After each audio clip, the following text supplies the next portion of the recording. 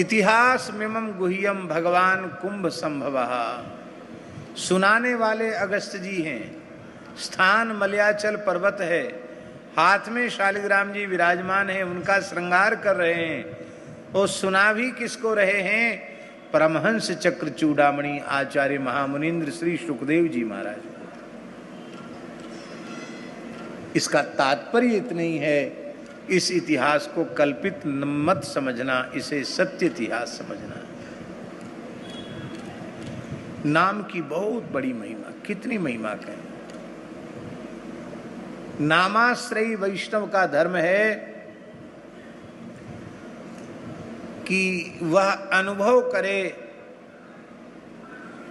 कि वेद, इतिहास, पुराण, स्मृति, धर्मशास्त्र, संतों की वाणियों में जो भी भगवान नाम की महिमा का गान किया गया है, भगवान नाम की महिमा उतनी ही नहीं है, उससे भी अनंत अनंत अनंत गुणित भगवान नाम की महिमा है। ऐसा सुदृढ़ विश्वास प्रत्येक नामाश्रयी वैष्णव के हृदय में होना चाहिए। दूसरी बात, वेदादि शास्त्रों में जीवों के कल्याण के जितने साधन कहे गए हैं,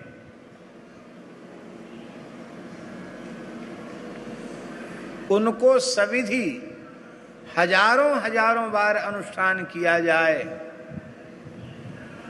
तो वे समस्त साधन समुदाय, उनके अनुष्ठान से जन्य जो पुण्य है, वह एक बार श्री राम नाम के उच्चारण के पुण्य के 16वें अंश की भी बराबरी नहीं कर सकता है।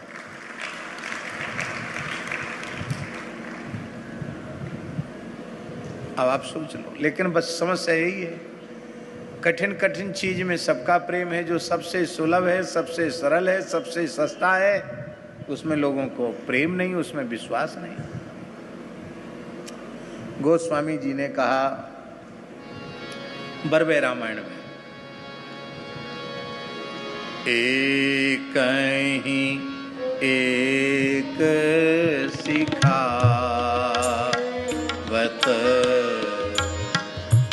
जपत नाम,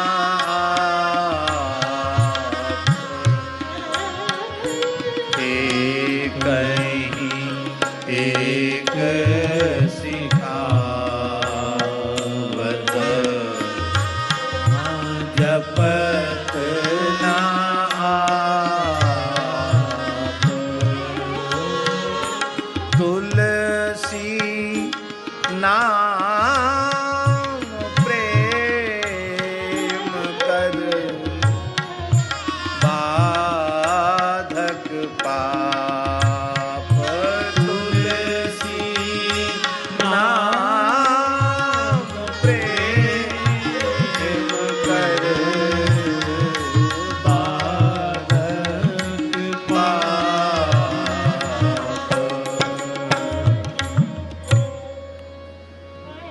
एक ही एक सिखावत, सब एक दूसरे को सिखा रहे हैं कि राम राम करो, राम राम करो।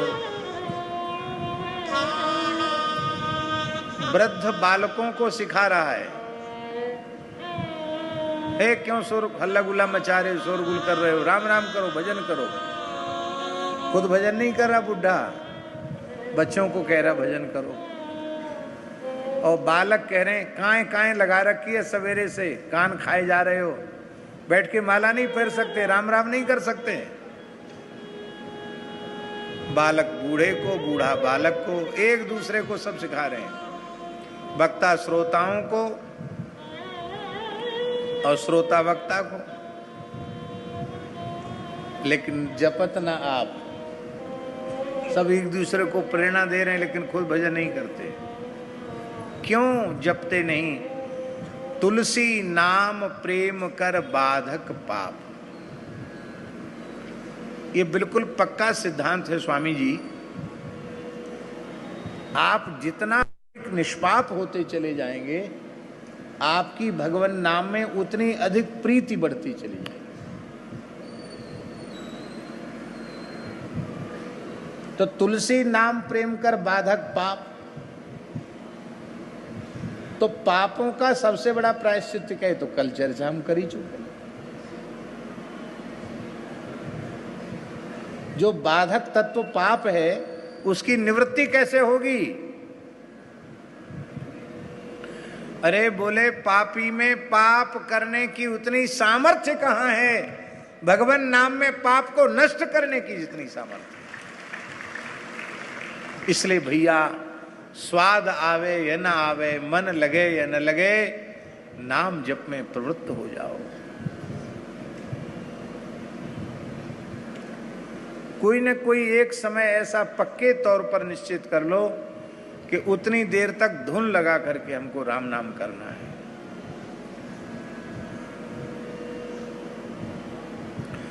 वैसे तो प्रातःकाल जगने से लेकर सोने तक अपने शरीर की क्रिया करते हुए भी जब वाचिक संभव हो तब वाचिक, नहीं तो मानसिक नाम का जप करते रहें, उससे विमुख न हो, हर क्षण नाम का आश्रय बना रहे।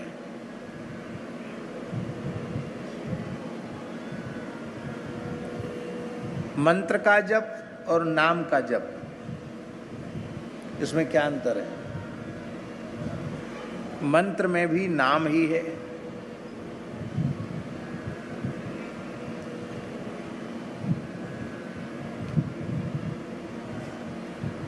मंत्र जप जितनी संख्या में आपके गुरुदेव ने आपको जपने का आदेश दिया है उसको आप जपें, अधिक समय हो तो अधिक जपें,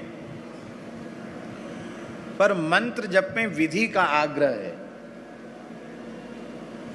किस दिशा की ओर मुंह करके बैठें, आसन को पवित्र करके बैठें, पवित्री धारण करके बैठें, आचमन प्राणायाम पूर्वक बैठें, संकल्प करके बैठें, अंगन्यास करन्यास करें, ये सब विधि है मंत्र जप में।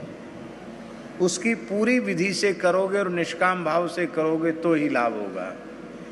किंतु नाम जप की सबसे बड़ी महिमा है, नास्य विधि रीति, जप ही इसकी विधि है और कोई दूसरी विधि नहीं। भाएं कुभाएं अनख आलस हूँ, नाम जपत मंगल दिशि दस हूँ। इसलिए परंपरा से प्राप्त गुरु मंत्र का निश्चित संख्या में जप करने के पश्चात फिर निरंतर नाम जप ही करना चाहिए। अब एक बात और कह दें, हमारे गुरु भाई थे,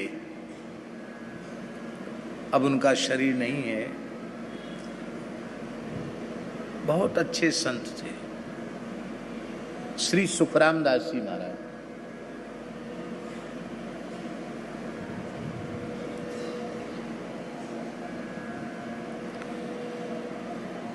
पूज्य सदगुरुदेव पहाड़ी बाबा से दीक्षा उन्होंने 5 वर्ष की आयु में ले ली थी। कितनी आयु में? ब्रजवासी थे, जमुनापल्ली पार के टेंटी गांव के। उनकी मैया वृंदावन दर्शन करने आती थी, मैया खाक शौक में आती थी, तो मैया ने ही 5 वर्ष की आयु में सुखराम दास जी के पिताजी पधार गए थे। घर का नाम सुखदेव था, यहां महाराज जी ने सुखराम दास नाम रखा। तो 5-6 वर्ष की आयु में दीक्षा हुई महाराज जी, और महाराज जी ने षडक्षर राम तारक मंत्र आज दिया। उसके जप का इतना अभ्यास उनको हो चुका था कि अहर्निश मंत्र आज ही चलता था, अहर्निश, दिनों रात। तो एक बार हमारी कथाएं बड़े प्रेम से सुनते थे, बोले महाराज मेरे तो अभ्यास ही दूसरा, ने मैं क्या करूं। मैंने कहा आपको तो निरंतर चलता है।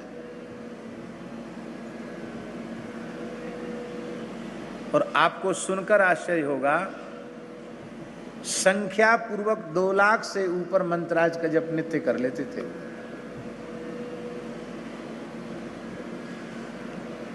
मुश्किल से 3-4 घंटे सोते थे, बाकी निरंतर माला उनकी चलती रहती। और भगवत धाम प्रयाण भी ऐसे ही किया।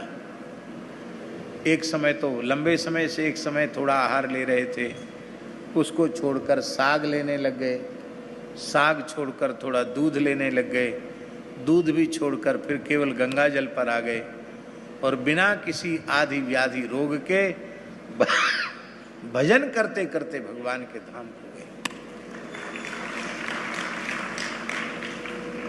ये प्रत्यक्ष प्रमाण है महाराज। तो ऐसी निष्ठा किसी के भीतर जग गई हो और मंत्रराज भीतर से जागृत हो गया हो, तब उनके लिए हम निष्ठा उनकी डगमगा नहीं रहे हैं।